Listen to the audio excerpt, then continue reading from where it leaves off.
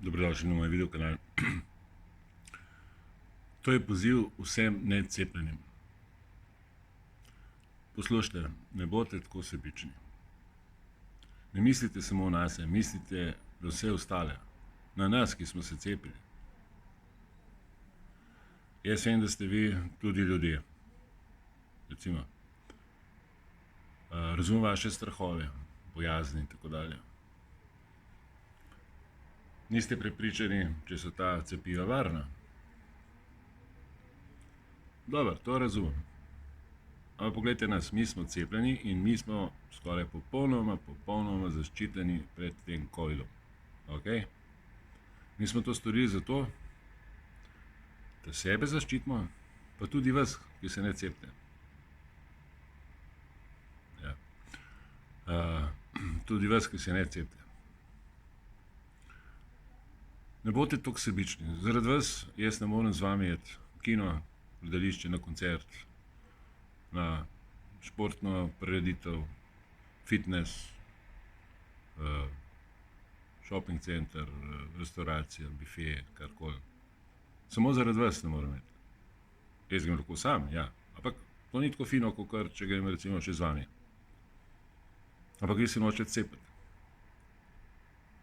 Bojite se stranskih učinkov, ok. Tudi mi smo se malo bali, ja, moram priznati. Dobro, tisto. Tudi nas je bolela rama, pa smo imeli vročino, pa glavobol, pa kakšne druge težave, pa recimo eni ne morejo več hoditi, eni so umrli, ok, vse zgodi, glejte, nesreča nikoli ne počiva. Pomislite, koliko zaradi tega, ko smo se cepili, pa ko so vsi ti lockdowni, pa to, koliko manj nesreče v prometu. Recimo, da bi pa to vse tako, kar je bilo, bistveno več bi nas umrlo na cestah, v avionih in tako dalje. Torej, to so dobre strani tega cepljenja. In vi se bojite. Nam vam rekel, da ste šleve, ampak bojite se.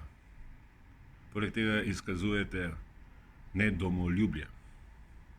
Češ predsednik države poziva k cepljenju, češ predsednik vlade poziva k cepljenju, če vas znanost poziva k cepljenju. To nekaj pomeni. Ali mislite, da ste vi pametnejši od njih? Da ste vi pametnejši od Beovićeve, od Ihana, od Kacina? Ne, niste. Oni so pametni. In pomislite na ves ta trud znanstvenikov, ki so razvili ta cepiva zelo hitro, nekateri celo v 3 urah, ampak to je bilo veliko znanje pred tem potrebno, da so to storili. Dobro, tudi mi malo tako razmišljamo, mi, ki smo živi in zdravi. Dobro, tistih stranskih učinkov na daljši rok še ne poznamo, ampak upam, da bo vse v redu. Torej, vi necepljeni, ne bodite sebični, pridružite se nam, izkažite to svoje domoljubje, to pripadnost. Boste pa rekli, ja, sej, otroci umirajo cepljeni. Ja, res je. Ponekod se to tudi zgodi. Res je tudi, da je 20-krat večja možnost, da umre otrok od cepiva kot od samega covida, ampak mislite, tudi ta otrok ni umrl za manj.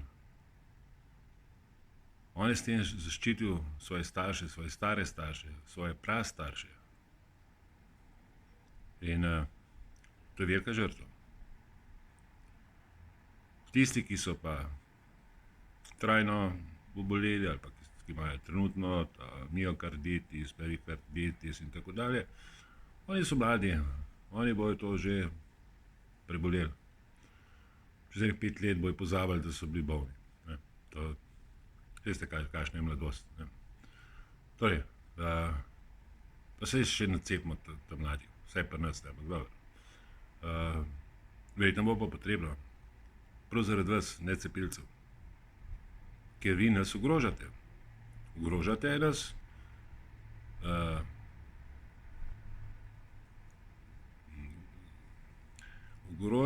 ja, mi smo zaščiteni, ampak en neki mehen procent pa ne ščiti, torej unih par procentov ni zaščitenih pred vami.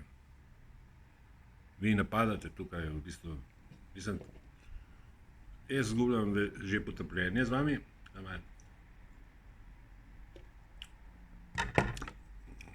izgubljam potrpljenje z vami, dosti vas imam.